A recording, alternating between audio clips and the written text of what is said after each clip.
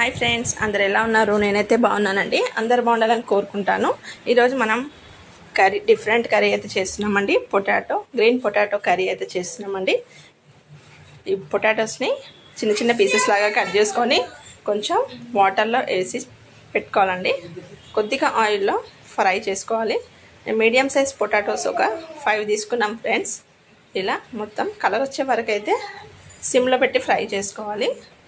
తర్వాత ఇవన్నీ ఒక ప్లేట్లోకి అయితే తీసేసుకుందాం.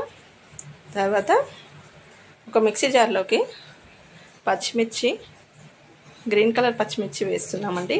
ఈ కారం ఎక్కువ ఉంటాయి. మొత్తం 2 పీసెస్ లాగా చేసుకొని ఒక 15-20 పచ్చిమిర్చి అయితే వేసాము. ఇందులోనే మనం పుదీనా, కొత్తిమీర వేసుకోవాలి. కొద్దిగా సాల్ట్ అయితే వేసాము. అలాగే పుదీనా, కొత్తిమీర వేసాము.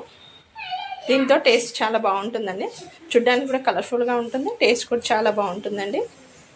రైస్కైనా రోటీకైనా బాగుంటుంది ఫ్రెండ్స్. ఇప్పుడు ఫ్రై చేసిన ఆయిల్లోనే కొంచెం సాజీరా, లవంగా, పట్టా వేసేసుకుంటున్నామండి. తర్వాత కొంచెం కరివేపాకు వేసుకొని బాగా ఫ్రై చేసుకొని ఇందులోనే మనం ఇందాక మిక్సీ పట్టిన పేస్ట్ని వేసుకుంటున్నాము. పచ్చిమిర్చి, కొత్తిమీర, పుదీనా.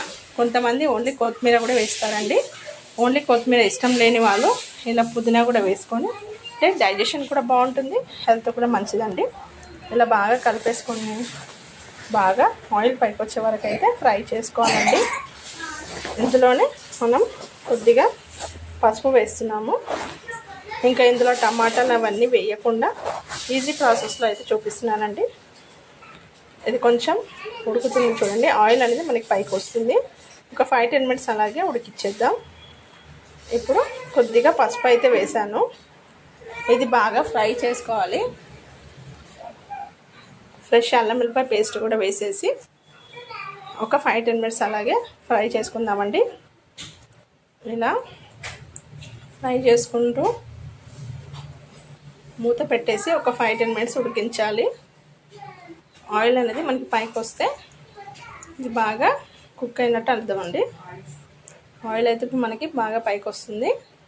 ఇందులో కొంచెం వాటర్ యాడ్ చేసుకుందాం. టేస్ట్ అయితే చాలా బాగుంటుందండి. కొద్దిగా సాల్ట్ వేసాను మళ్ళీ. ఇలా ఒకసారి బాగా కలిపేసుకుందాం. ఈజీగా మనం ప్రాసెస్ అయితే చేసుకోవచ్చండి.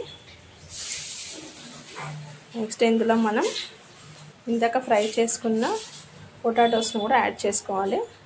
కొద్దిగా వాటర్ అయితే వేసామండి. కొంచెం గ్రేవీ లాగా మనకి రావాలి కదా, కొద్దిగా వాటర్ అయితే యాడ్ చేశాను. ఇలా మనకి బాగా ఆయిల్ అనేది పైకి వచ్చింది, బాగా కుక్ అయిందండి.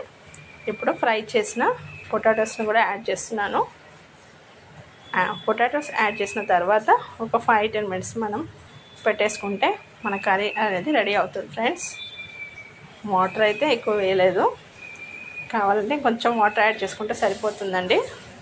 ఓకేనా ఫ్రెండ్స్, ఎంతో టేస్టీ గ్రీన్ పొటాటో కర్రీ అయితే రెడీ అయిందండి. ప్లేట్లో తీసుకొని సర్వ్ చేసాము. వీడియో నచ్చితే లైక్ చేయండి, షేర్ చేయండి, సబ్స్క్రైబ్ చేయండి ఫ్రెండ్స్. మరొక వీడియోతో మీ ముందుకైతే వస్తాను. Thanks for watching. Bye అండి. Have a nice day. See you soon. Take care. Bye అండి.